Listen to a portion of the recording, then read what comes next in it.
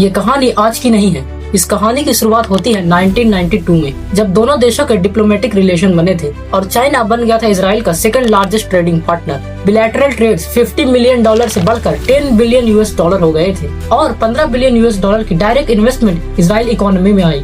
लेकिन ये सब सिर्फ एक फेकेड था। अक्टूबर 7, 2023 हमास ने इसराइल पर सबसे बड़ा टेररिस्ट अटैक किया और चाइना की तरफ से एक ट्वीट भी नहीं आया। गाजा वॉर शुरू हुई।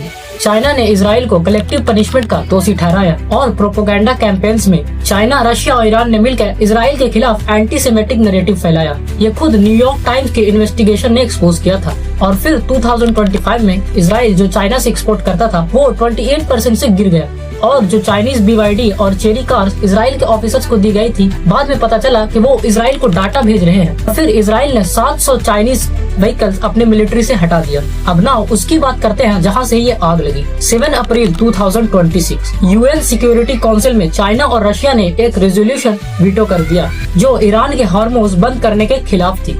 15 में से 11 देशों ने इसके लिए हाँ कर दिया था, पर चाइना और रशिया ने मिलकर इसे कैंसिल कर दिया। इसराइल के प्राइम मिनिस्टर नेतन्याहू ने चाइना पर ये आरोप लगाए हैं कि वो इसराइल के खिलाफ पॉलिटिकल ब्लॉकेड ऑर्गेनाइज कर रहे हैं। चलो मैं आपको साथ ही साथ चाइनीज ट्रेड के कुछ नंबर भी बताता हूँ। चाइना और अरब वर्ल्ड के बीच $430 बिलियन का ट्रेड होता है और इसराइल के साथ सिर्फ 10 बिलियन। ये सिर्फ दो देशों की लड़ाई नहीं बल्कि एक न्यू वर्ल्ड ऑर्डर है। अगर आप ऐसे ही पॉलिटिक्स और फाइनेंस में इंटरेस्ट रखते हैं तो फॉलो कर लो हमारे चैनल को, ताकि मैं आपको फाइनेंशियली स्मार्ट बना सकूं।